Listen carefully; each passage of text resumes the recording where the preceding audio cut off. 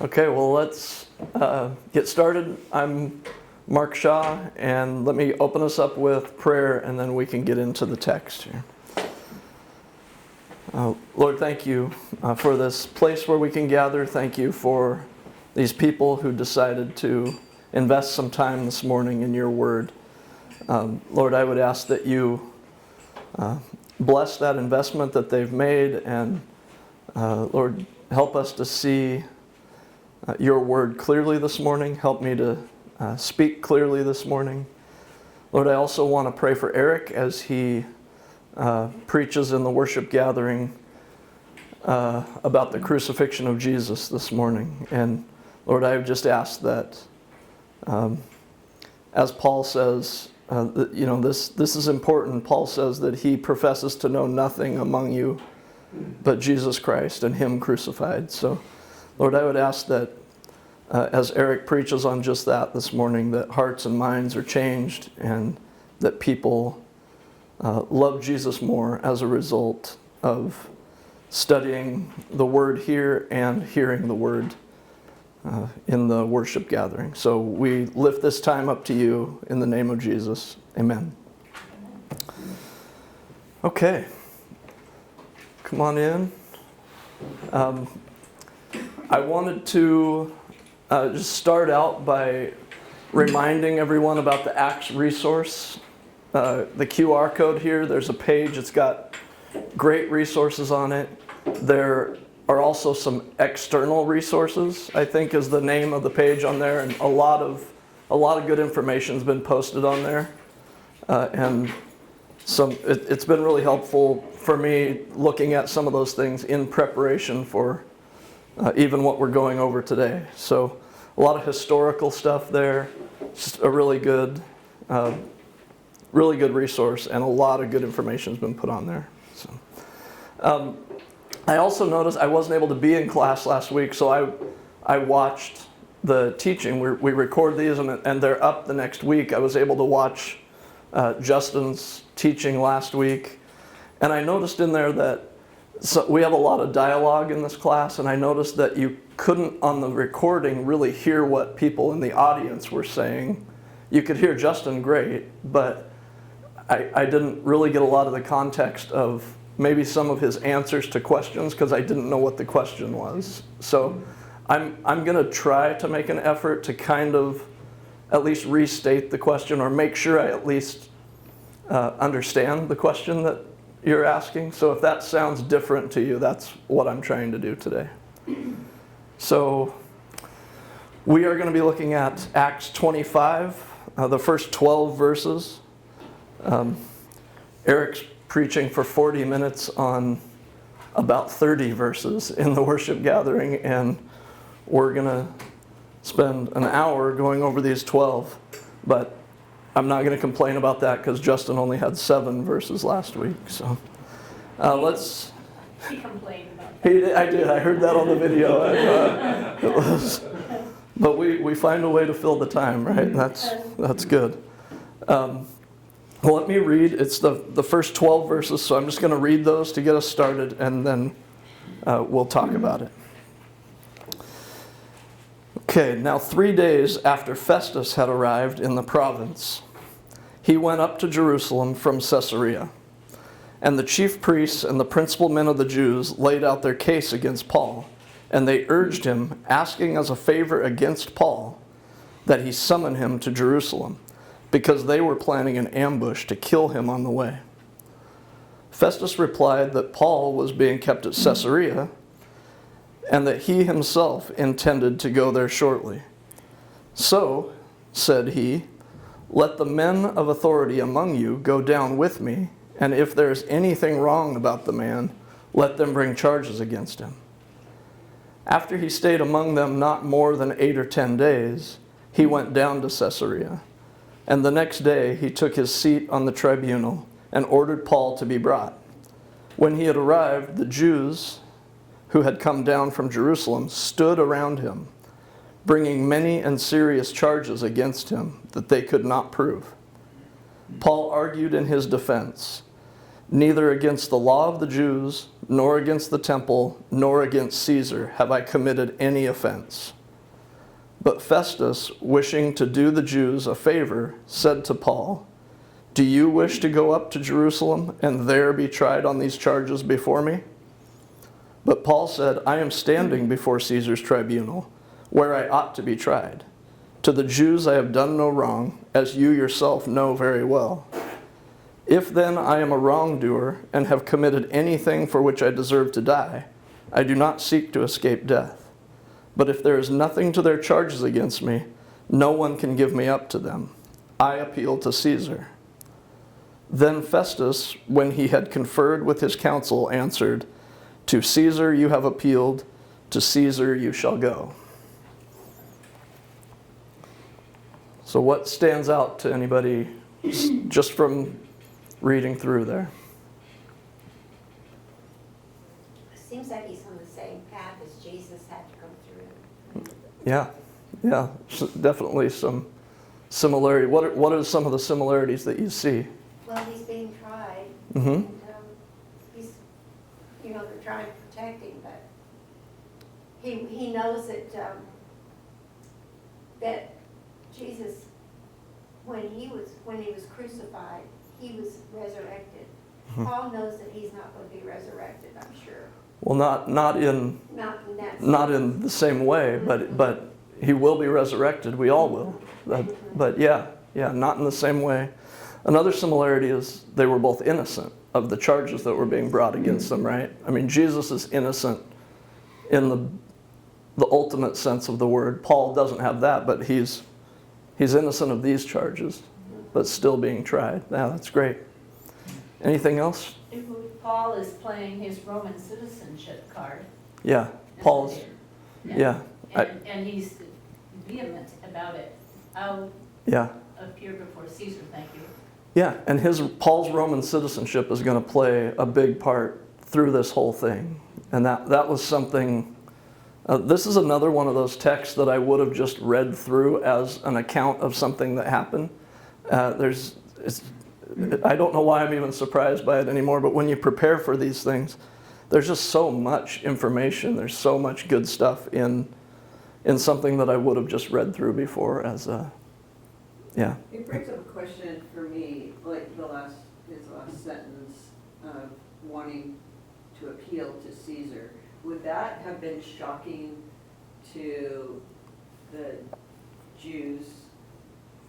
Like, are you kidding me? Like, I don't know, it seems like for us in where we live in America, we want to keep taking it to the higher authority. Right. Because we see that justice could be served. Right. I know Paul's Jesus already told him, you're going to go to Rome. Yeah. So is that, I would think that would be in the back of his mind.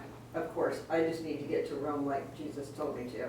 Right. But would that have shocked these religious leaders that he would want to appeal to Caesar? Is Caesar like harsher than Felix would be in making a decision? Right. Like what? Can you talk Right. a little bit more later if you want to? Yeah, we'll definitely be getting into it, but I think it's a great question. I think that's a key. One of the things you touched on, I think, is a key to this, and that is that Paul has been told by Jesus already that you are going to testify for me in Rome. And we can read in other places in the Bible where Paul has said to the Romans that I've tried to come to you. Paul has wanted to go to Rome for a long time, but it just hasn't worked out. And now, I mean, he's been in prison here for 2 years, and I think what was probably surprising to people is appealing to Caesar in this case meant choosing to stay in prison. It was choosing to stay in prison. He was, I mean, that probably surprised the Jewish leaders, but they also didn't know that Paul knew they were going to kill him on the way. Remember, he knew about their plan from his nephew, so he was choosing to stay in prison rather than a death sentence. So you just see the providence of God through the whole thing, like keeping Paul knew if he did go back to Jerusalem, he wasn't going to be killed because Jesus told him he's going to testify. Told him, take courage. You're going to testify in Rome. So I just think it's Paul working, or God working his providence through Paul here and through Festus and a lot of that. So, yeah. Oh, go. Did appealing to Caesar really mean going to Caesar, or did that just mean staying within the Roman court system? Because did Paul know when he said that would imply, okay, now I get to go to Rome? I think he did know that meant that it would take him to Rome. I think it was his right. From everything I could find, it's extra biblical, but everything I could find, that appeal to Caesar meant your appeal. There were 2 Latin words that basically meant that the emperor will decide. But you're rolling the dice with that. Like, whatever the emperor decides, that's where it goes. But I do think that he believed that would take him to Rome. Yeah. I think for context too, and maybe you're going to talk about this, but it was shocking to me to think back through that, like you said, that he had already written a letter to Rome, Romans, Romans. And I think of him going to Rome first and writing of what he sees and the people he meets there and things like that. So I think it's pretty shocking to think that this book of doctrine that we spend so much time in was written before he even went to Rome. Right. And then to see like the dispersion of the church and all from this major Rome. Yeah. I mean, to me that, anyway. Yeah, so I just put that in context. Because a lot of his letters he's written, they are from jail, but he's been there before. He's met the people. He has a personal connection. He personalizes some of the letters to people, and so I've done the same thing where I assume the same thing about the book of Romans or the letter to the Romans, and it's not the case. And there's a great lesson in that, isn't there? That it's not, the letter to the Romans is not about the Romans people. It's about the gospel. It's about the power of God. And I think I can do that too. Try to think about the gospel in my context and insert myself kind of into it. And it does have to do with me, but in another sense, it really has nothing to do with me. It is what it is apart from me. If I never existed, the gospel is what it is. And so, yeah, I think that's a great point, that Romans is not about the circumstances in Rome. It's not about the people of Rome. But on the other hand, it's exactly what they needed to hear at the time. What he's doing now is all after they have the letter to Romans. Yeah, I think he had written it and sent it already by this time. Yeah, I think that's right. Well, let's. Anything else from the text that just stands out before we start going through it? Something that kind of struck me as I read it first, as you read it over again this morning, was how boring. It's like 2 years have gone by now. We've got the same issue all over again. Yeah. They want to kill him on his way, back or whichever direction he's going. They want to kill him, and how persistent those Jewish leaders are. You think in 2 years' time, and Paul's just rotting in prison or however this custody was back in Caesarea, that they would kind of die down a bit, but they just kept their fervor up and plotting again to see now there's a change in leadership from Felix to Festus, that they're going to try this plot again. Just amazes me how much they hated him and what his threat to them was so significant that they would continue this feud in this way. So anyway, appealing to Caesar, I just read a little footnote here that says Festus would have, maybe you can talk about this, but Festus would have been kind of relieved, like, because now he's off the hook. Right. Because as soon as a Roman citizen says, I'm gonna appeal to Caesar, to Yeah. Caesar you will go, Right. he's out, he's done. He doesn't have to deal with this anymore. Yeah. And so Festus took the easy way. Right. As soon as Paul said that, it was like, okay, great. Which is another comparison with Jesus. You're talking about the relief of Festus here. The Pilate tried to Yeah. relieve himself of the responsibility too, and I think in one sense Paul did Festus a great favor by appealing to Caesar. So, yeah, I think it was a win-win for them both. So, And a quick question, if it's Yeah. something you've prepared for, is, do we know what happened to Felix? All of a sudden, 2 years he's gone. Right. I don't know if did we know why he Yeah. was replaced? yeah, what happened to Felix is the question. So that's a great segue into the review. No, that's great. So I just kind of want to take us back to get us really good context on the section we're reading about now.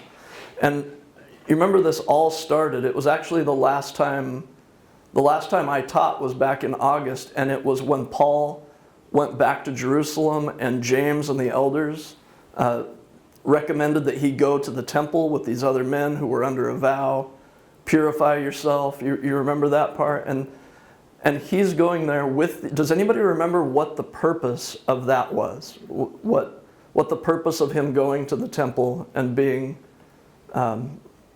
advised to go to the temple by James and the elders? Does anybody remember that? That's okay. They thought it would be helpful if Paul would show that he did follow the Old Testament law.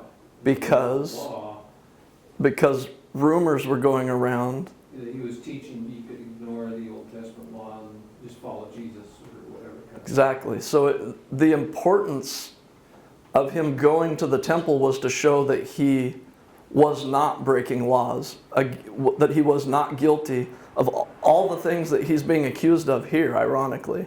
He did not break laws against the law of Moses. He did not offend the laws of the temple. And then the people arrest him in the temple and make up things like he brought Gentiles into the temple. And it even says in the text that because they saw someone and assumed that Paul had brought them into the temple, but he hadn't. So, so they make these false charges, just like we're reading today. This is back in chapter 22. And then after Paul defends them and they're beating him, he asks the question, and this is kind of where he first exercises his Roman citizenship. And is it lawful for you to flog a man who is a Roman citizen and uncondemned? So he hadn't been tried yet, and next week, Paul, I believe, is teaching, and he'll be talking in the next section. Festus explains to King Agrippa that it's important in Roman law that no one face punishment until they've been tried. So they're beating Paul because they don't know he's a Roman citizen. This is kind of a mini version of appealing to Caesar, letting them know I'm a Roman citizen. And then Paul is brought by Rome, by the centurions there before the Jewish council in chapter 23. And then this is what Debbie brought up earlier, and what I really think is a key verse for going through this section of Scripture. And it brings up a lot of questions when we read it, but I think this helps us to answer a lot of those questions. And that's, the following night, the Lord stood by him and said, "Take courage, for as you have testified to the facts about me in Jerusalem, so you must testify also in Rome." And so I just think this is such an amazing gift of grace for the Lord to show up and tell Paul, before he has to go through all this trial after trial after trial for the same thing, the Lord comes and tells him to take courage. And he didn't have to do this. And Paul probably still would have done what he did. But I just think this is an amazing gift that Paul was given. So then we get to chapter 24. Paul's case is heard again before Felix. And then at the end of chapter 4, this is kind of what Dale was asking about with Felix. All we really hear is Paul is left in prison and Felix is succeeded by Porcius Festus is the last. And I'll be honest, I didn't really look, Dale, to see. I was focused more on Festus. I didn't really look to see what happened to Felix after that. But my understanding from what I did read was because this was such a volatile region, I mean, they struggled with the Jewish people not wanting to be under the control of Rome, and there were uprisings, and it was not uncommon for there to be a lot of turnover in this position. Rome's trying to send someone who can be in control and keep the Jewish people and the region under control. So it sounded like there was just a lot of, like Felix didn't do a good job probably, and that's why they sent Festus. So, and then Festus was only there a few years, and I think he died and then was replaced, and we'll get into that. Did I miss anything else on the review getting us up to this point? Is that I haven't been in the class for the last few weeks, but any other key points that anybody can remember? Okay. Yeah, so then Festus becomes the governor. We read right at the end of the last verse, and that's where we pick it up. Now, to talk about this region, like this is, and there's a map of this back there. It's also on the Acts resource page, kind of cut off the edges, but I just want us to look at, like Rome is clear over here. This is the entire Roman Empire in the area. And what can you see the arrow on there? No, the arrow doesn't show up. Everything that we're talking about is happening in this area right here. Like all this turmoil, all this trouble for Rome is all happening right here. They have all of this that they're managing, that they're dealing with. And I just think that we can't overstate what a thorn this province of Judea is to the Romans. They just cannot. And now, as we've seen, Paul's also been to a lot of these areas too, and he's converted people. Because to Dale's point, why do they care about, why is Paul such a threat to them when he's just been sitting in prison for 2 years? Why do you think that is? Dale asked the question. I think it's a great question. Why do they still hate Paul? Why is their first thing when this new governor comes, why is their first thing to talk about Paul? We got to get rid of Paul. Keith, you had? I mean, Paul's probably not just sitting there. Yeah. He's writing letters. He's writing letters. Permission for people to come see him. Yeah. I bet there's just a constant flow of people in and out of that house. It just, Yeah. we don't have it written down. Right. What we know about Paul says that he's been busy this entire Yeah. 2 years. And he's still a thorn in their side, would be my guess. And we do know Felix says don't stop. Don't forbid his friends from coming and seeing him. Yeah. He probably regretted that order, to your point. But yeah, do you think that the Roman government knew about the letters that Paul was writing? Do you think that they caught wind of it? I mean, the church is growing, right? And it seems like no matter what persecution they do against the church grows. And apparently they're pinning all of that on Paul. They're just saying, if we can stop him, maybe we can stop this. Well, again, he's a Roman citizen, Yeah, and he's making all this noise, which is against Rome, Right. actually. right. So he's the main spokesperson that's causing all this turmoil. Yeah, And Yeah. he's a Roman. yeah. Well, the Jewish people feel like he's trying to change their laws too, and they're very upset about that. Yeah. Yeah, you both said the same thing from a different people group. And it's true in both cases.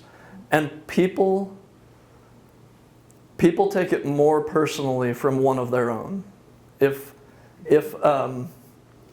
if you're one of the chief priests and the Roman governor is saying something bad about your religion, well, you pretty much expect that. They're oppressing us, they don't understand. But Paul was one of them. He was a Pharisee, and he's going, and they're taking it so much more personal, to the point where they want him dead. I mean, it's another similarity again with Jesus. It makes me think of, like when Jesus was crucified and they couldn't keep the disciples quiet, and somebody on the council said, you know, if this isn't true, it's just gonna blow over. Don't worry about it. Mm-hmm. But if it's true, you're never gonna be able to stop it. Right. Right. And Right. I think we're seeing, because of the truth and the power of the gospel, they're not gonna be able to stop it. Right. And so I think it's a beautiful picture of the power of the gospel, the power of the cross, and the power of the enemy. Yeah. And we can't stop that. Yeah. Like, God's plan will prevail. Yeah. Through much persecution and whatever, but he will prevail. And it's kind of fun to see it happening, and Yeah. seeing it happening through someone. I was also thinking of, how amazing, this is the end of Paul's life, like his last hurrah, kind of, as God is using him. But the power that happens when he gets to Rome, like, that is the center of Christianity as we know it, as Gentiles. Yeah. And, like, the explosion of the church once it gets to Europe. Yeah. But it's amazing to think that happened at the end of his life. So it was saying to me, just like David, how he went through all of these trials, before he even became king. Yeah. And yet, that was all in the plan and purpose. It's all in the plan. Yeah. And when Paul, during his conversion, they said, I will show him how much he's going to have to suffer Yeah. for the gospel. Like, Yeah. this is all part of the suffering that was foretold so Yeah. many years ago. Yeah, it was. I'm in awe of it right now. Yeah. It's great. Yeah. I think one of the things we see is Festus in the conflict he has with himself. Mm-hmm. I think he's on that verge. He's had so many meetings in this 2-year period with Paul. I think he's on. Well, those were with Felix, because he called him.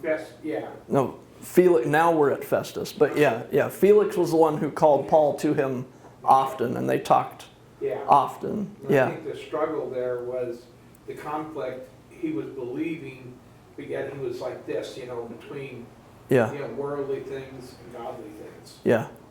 Yeah. It's great. Well, who is Festus? There's not a lot that I could find. He was this date of 59 to 62.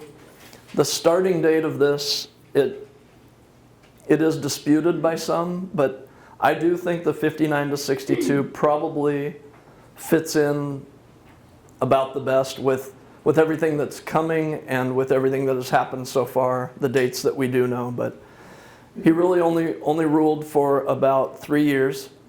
And then Josephus, this historian in that age, he refers to Festus as a welcome contrast from his vicious predecessor, which would have been Felix, and to the equally corrupt Albinus, who succeeded him.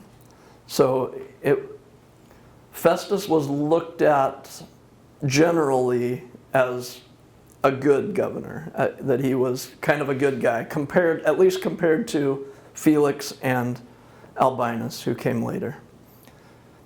And then we know that he inherited this mess from Felix, because Felix just, I don't know. It's funny.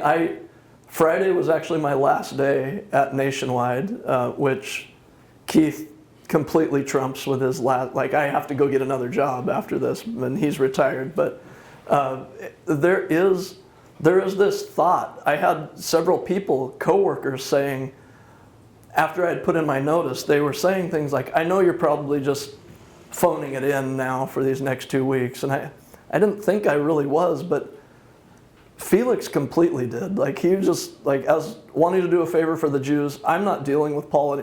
He can just stay in prison, and he's out. And then Festus shows up, and he just inherits this mess and has to deal with it all over again.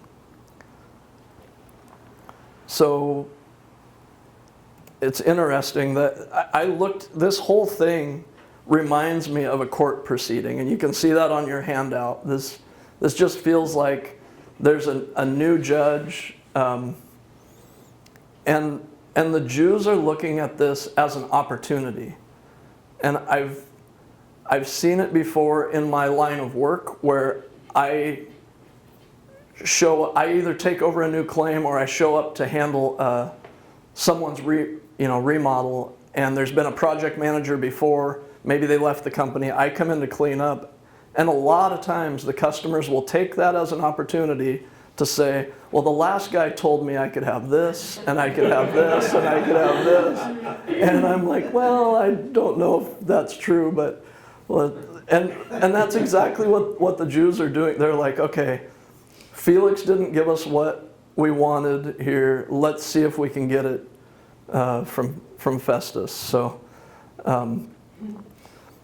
the first thing we read here is that now 3 days after Festus had arrived in the province, he went up to Jerusalem from Caesarea.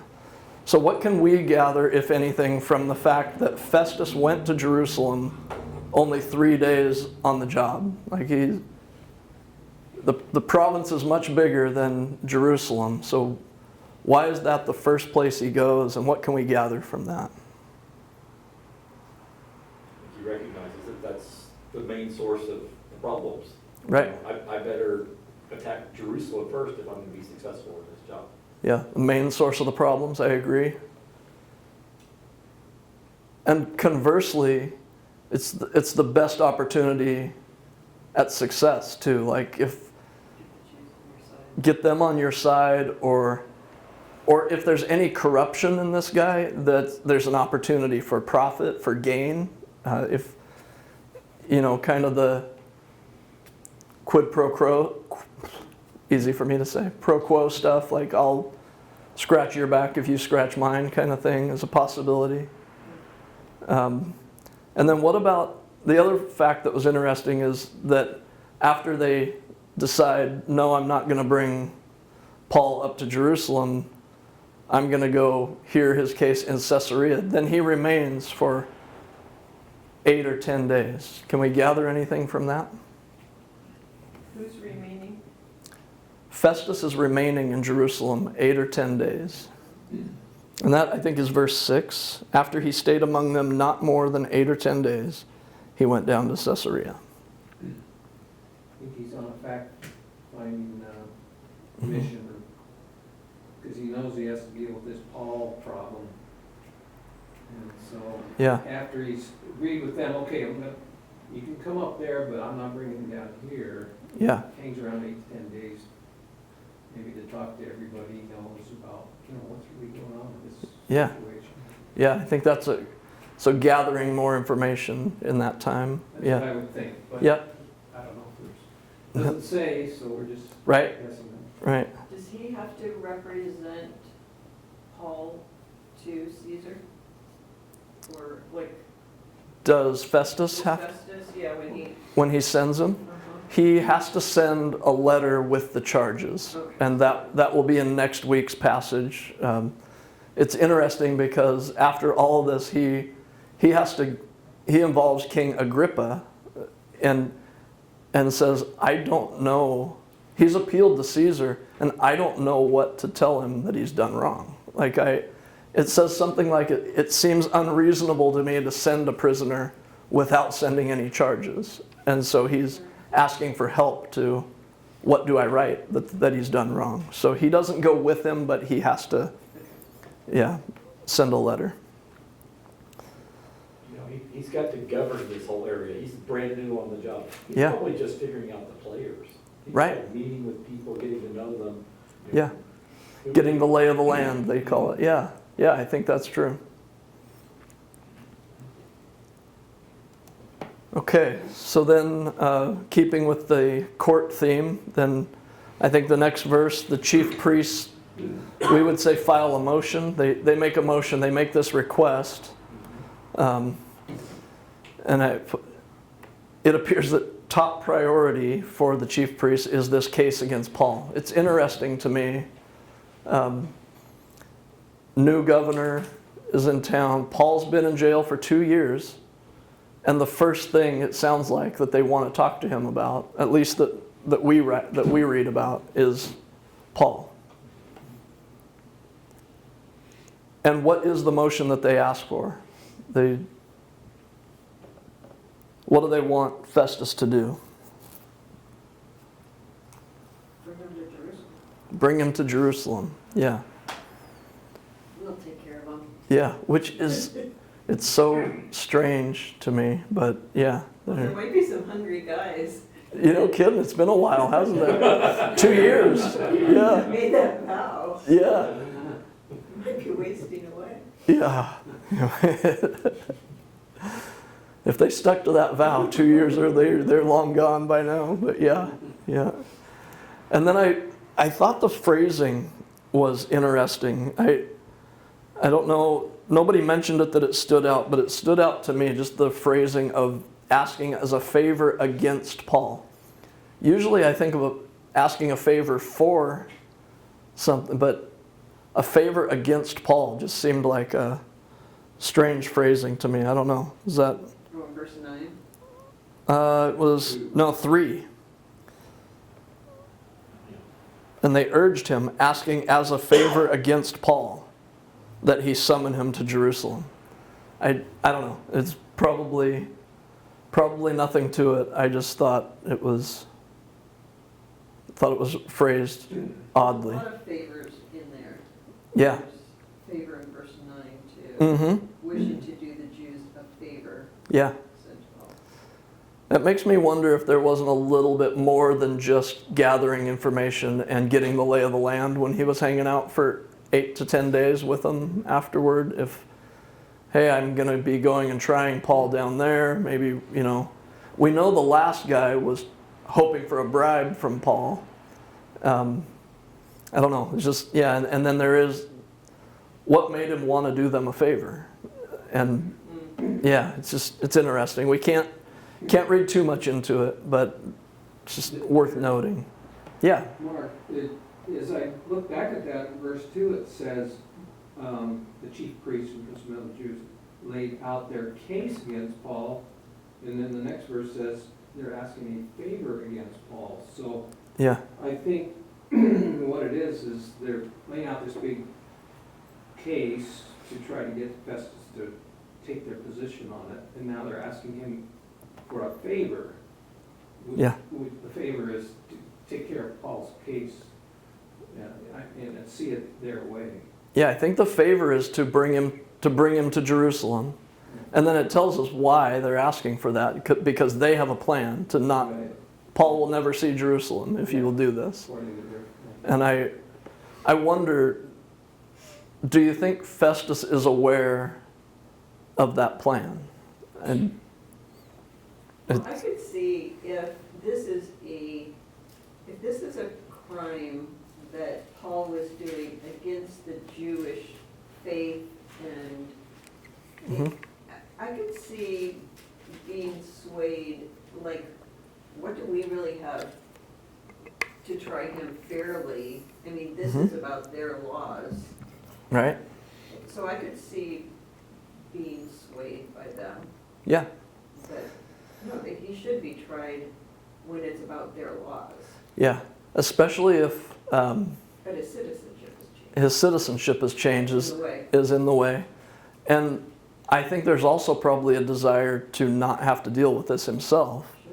But later when he offers Paul, do you want to go back to Jerusalem and be heard about this case by me, he says. So he's still going to be the one hearing the case. Because of Paul's Roman citizenship. So he can't just Festus knows that without trying Paul, he can't just turn him over to the Jewish people because he's invoked his right as a Roman citizen. So, but I do think it's interesting.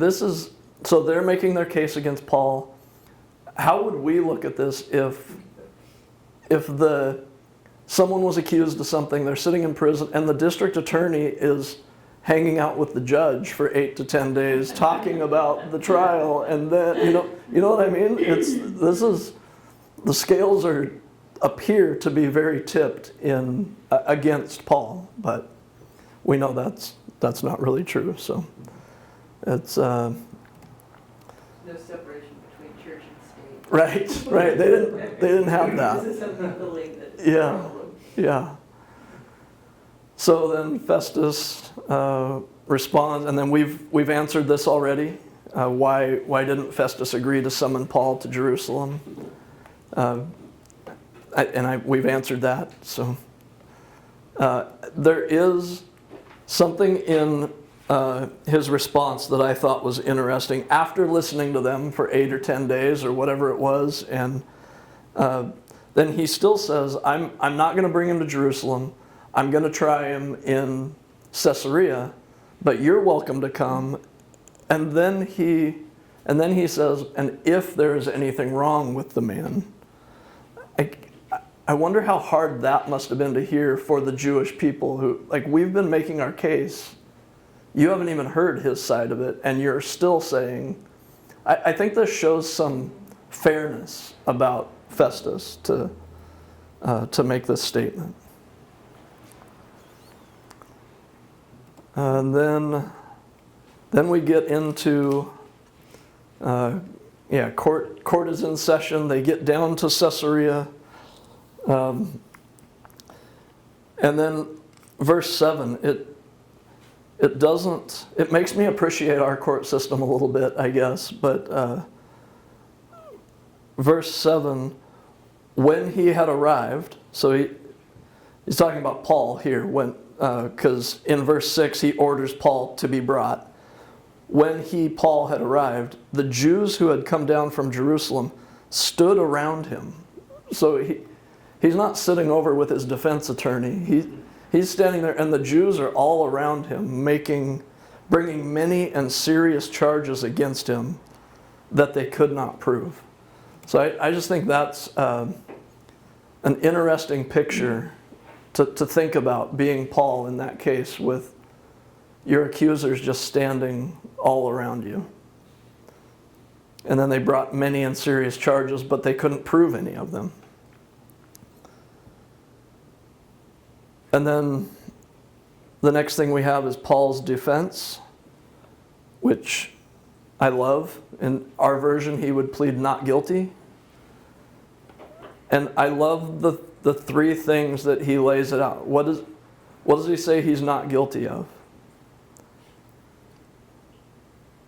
Changing the Jewish laws. Yeah. He's not. It's verse 8. Neither against the law of the Jews, nor against the temple, nor against Caesar. So he's saying not guilty on all, I've done nothing wrong here. Nobody here should have a problem with me.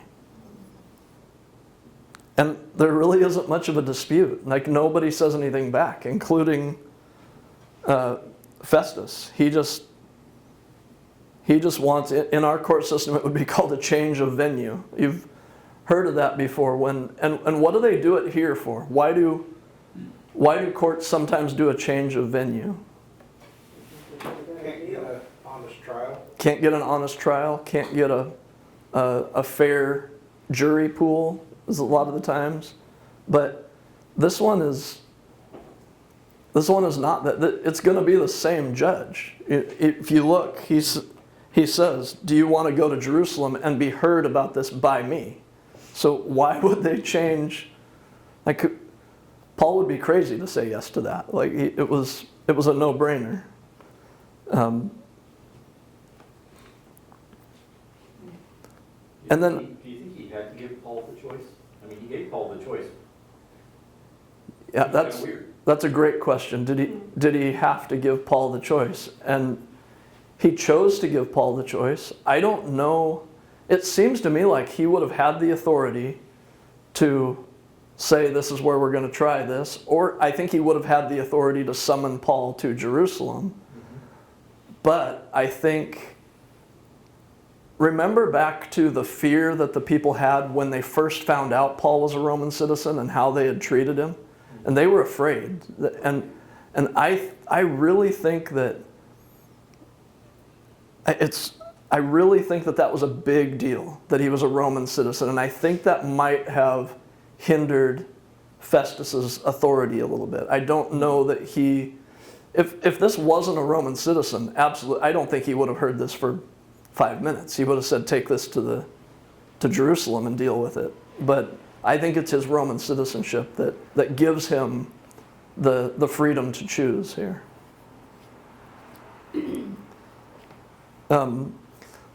Later, so again, I'm going to ask, do we think, is there anything in the text or anything in the circumstances that leads anyone to believe that Festus knew about the Jews' plot to kill Paul on the way to Jerusalem?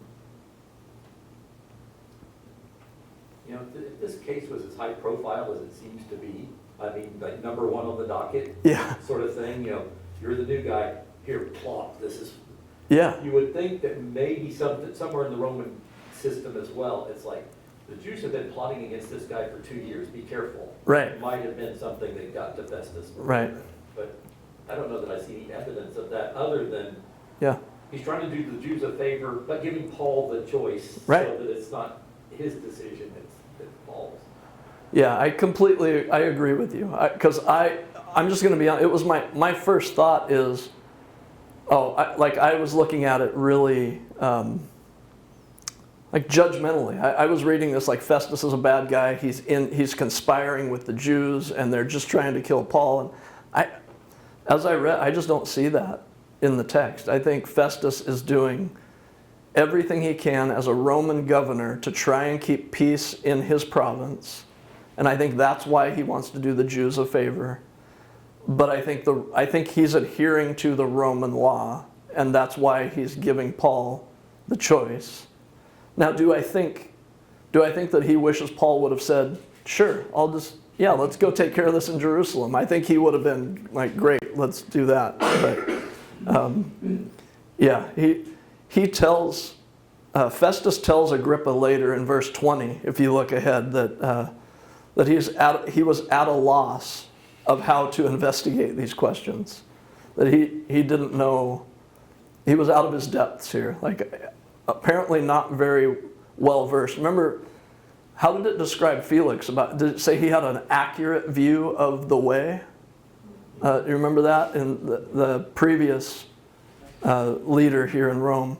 And I just get the sense through this that Festus doesn't know what to do. I don't think he maybe has the same knowledge maybe that Felix had about what's going on in the area.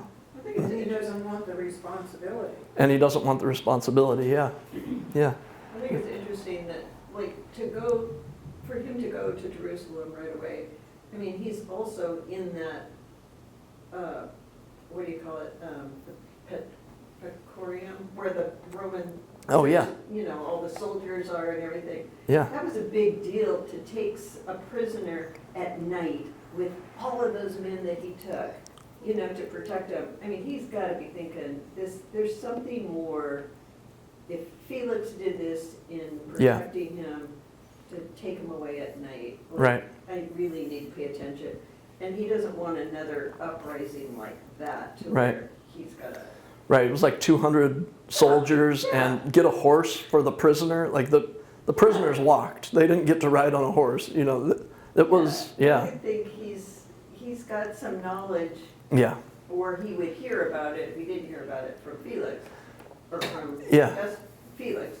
He would hear about it with the Roman guard, all of those centurions and all. Yeah, I agree. I think he's aware of that. I think he's aware of it from doing his job, from a Roman standpoint, not necessarily knowledge of the dispute between the Jews and the Christians. But I think I think a lot of them at this time still looked at the Jews and the Christians as the same. Like they're just this religious group, and they're fighting amongst themselves, and so It's yeah. still Jesus to deal with. I mean, Yeah. it's like, it wasn't that long ago. These Right. stories are still circulating. Yeah, These people are willing to die yeah, for what they believe about the resurrection.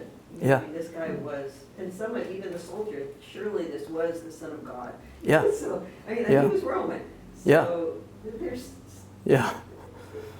Yeah, there's, the power of Jesus is still really strong. yeah. And that at the cross and the Roman, that was a Gentile recognizing surely this is the Son of God. At Pentecost, thousands of Jews are converted.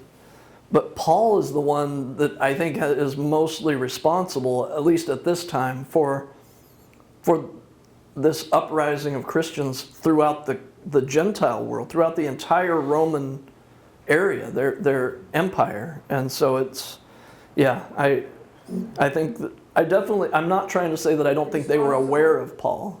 Responsible while he's in jail. Yeah, still doing it from jail, I know. These guys have broken out of jail before. Yeah, Miraculously. yeah, they just disappear from jail sometimes. But, I mean, we've talked about it for the last 2 weeks, but God is using the Roman Empire to protect Paul. Yep. At this point in time. And you gotta Yep. wonder almost if Festus sees this guy's, I don't remember if it was Tim or Justin who said in protected custody more than in prison. yeah, Because, I think they know if the moment Paul walks free, he's a dead man. yeah, So Yeah. just letting him go is yeah, another kind of judgment. That's part of why this is so difficult. It's like, whatever the guy's name was in Jerusalem that sent him with the letter said, I don't see anything wrong with them, but I'm sending him to you. And, Right.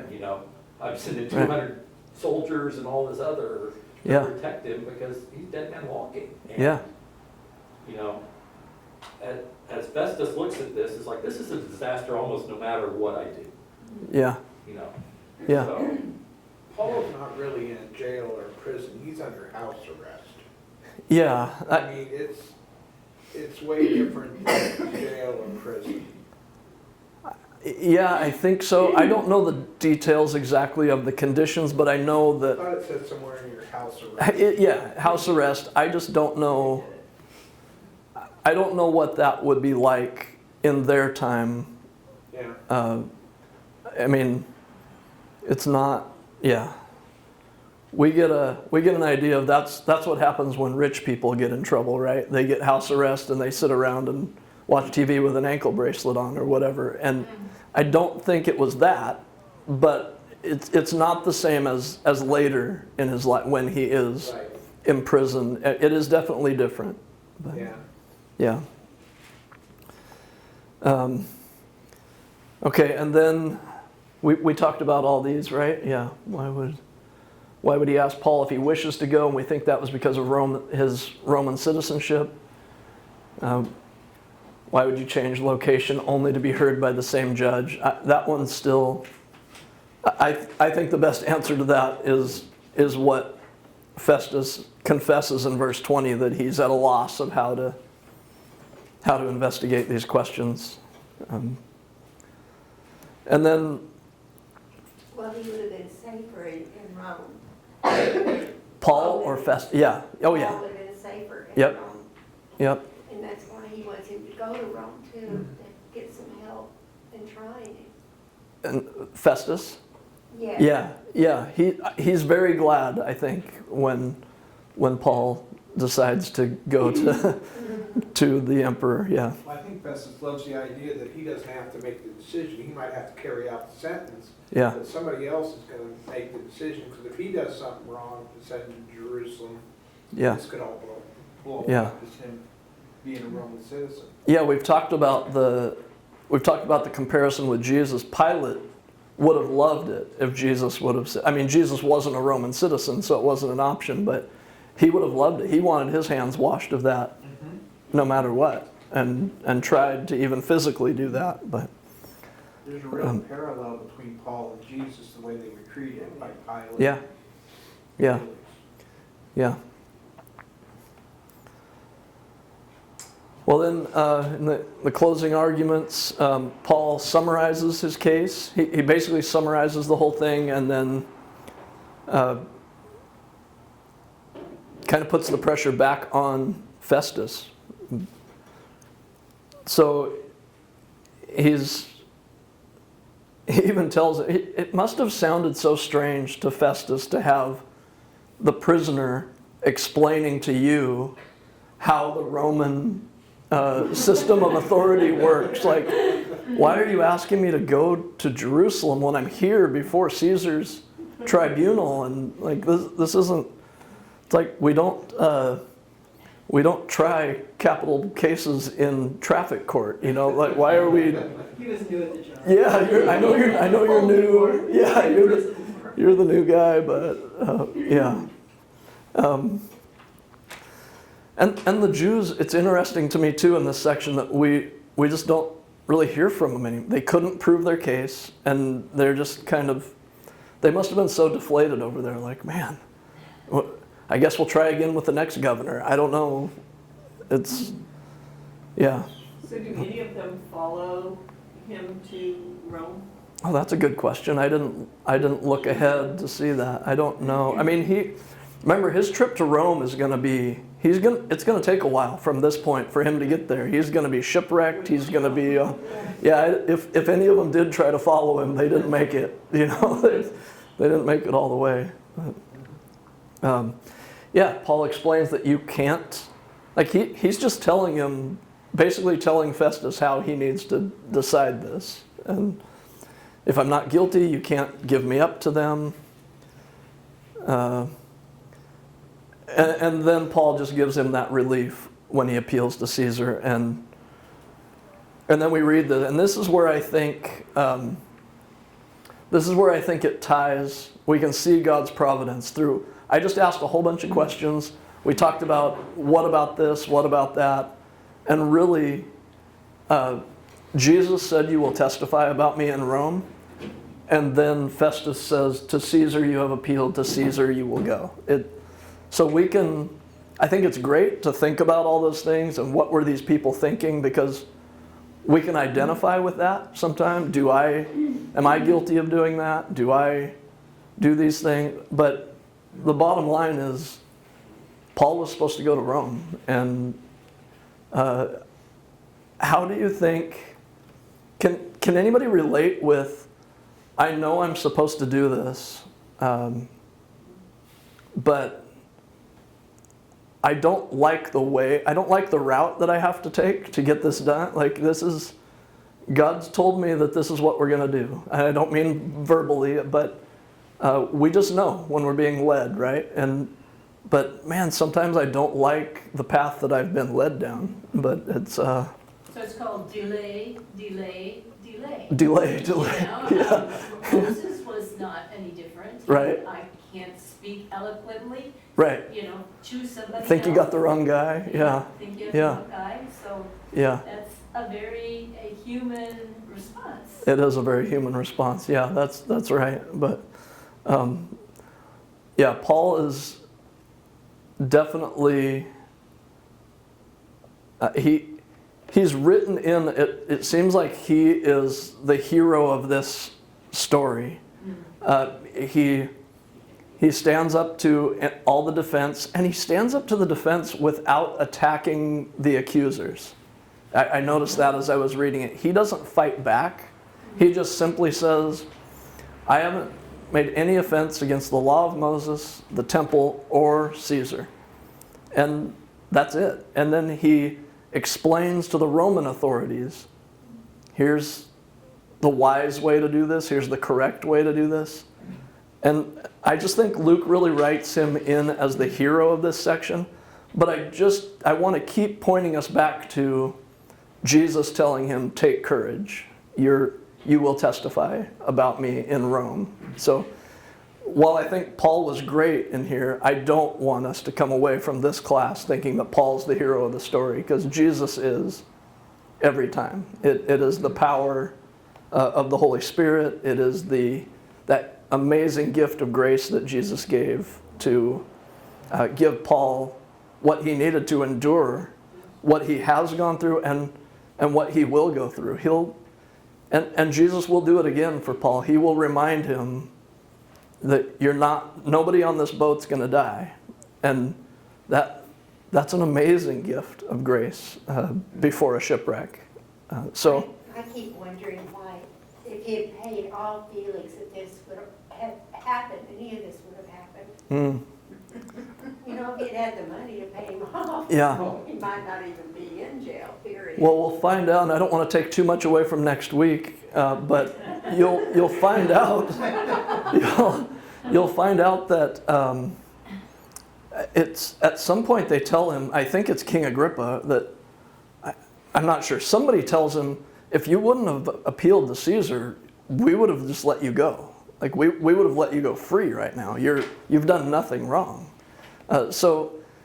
Yeah, well, he may have been able to pay Felix and gotten off the hook. He may have been able to talk himself out of prison here too, had he not appealed to Caesar. But Jesus also could have avoided the cross if he wanted to. So this is an example of God's providence. And I have another question. Yeah. They talk about everybody being on the tree, nailed to the tree. When Yeah. was it changed to the cross? let's see. So that's a good question. There is a reference. Oh man, I'm trying to remember where it is. It's Old Testament prophecy that says anyone who is hanged on a tree is cursed. I can't remember where that is. Cursed is anyone who hangs on the tree. Who hangs on the tree? Yeah, it's a sign of curse, Yeah, cursing. yeah, Feet. right. So, and I can find that, but the cross being made of wood, it's made from the tree. I think that's the connection there. I just wonder if it changed when Jesus died on it. No, so the Romans instituted crucifixion, death on a Roman cross, and they just built them out of timbers. That way they were two pieces, one tall timber that went in, and then the cross timber was the one that the prisoners had to carry and that their hands were nailed to. But yeah, I think it's just a reference to that prophecy and the fact that they're made of wood. So, yeah. I think it's like a generic calling of the tree because it's wood. Yeah, I think so. The cross itself would have been the Roman Yeah, working of wood to be a cross. right, Fit together the right way. right. And designed for crucifixion. So tree would be more generic calling the wood a tree is. Right. Correct also. Yep. Something that I ran into in the study recently is that Peter has been in Rome now at this point 4 or 5 years, which I Interesting. never understood from just reading scripture, but I was looking at the history and some context of where Peter was. And so it's interesting to me that Paul sent his letter to Rome, Peter's there, and you can look it up and Yeah. figure it out, but Peter's already there, and I would think that Paul would be motivated, because Peter and Paul kind of always had this little Yeah, friction about yeah, the law and circumcision and all these things, so, right, and Peter always had to get involved and kind of come to Paul's defense a little bit. Yeah. With the Jews and so on. Yeah. It's interesting to me that he wrote his letter to the Romans. Hmm. Peter's there, could be to help Peter, Yeah. kind of with the gospel part of Yeah. Paul's mission to the Gentiles, but anyway, that's yeah. something. That is interesting. I didn't know that. to dig into.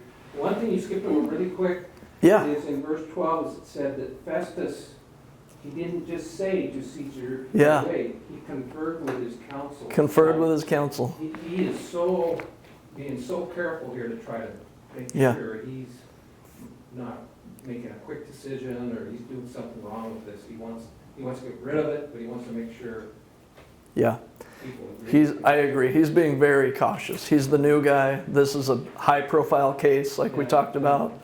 He doesn't want to get this wrong. If you're replacing someone, chances are they had done something wrong, and that's probably why they lost their job, and now you're coming in, and yeah, that would have been a bad job. The proconsul of Judea in the first century would not have been a good job. I see too that, I mean, for me, this passage really shows that following Jesus isn't without suffering.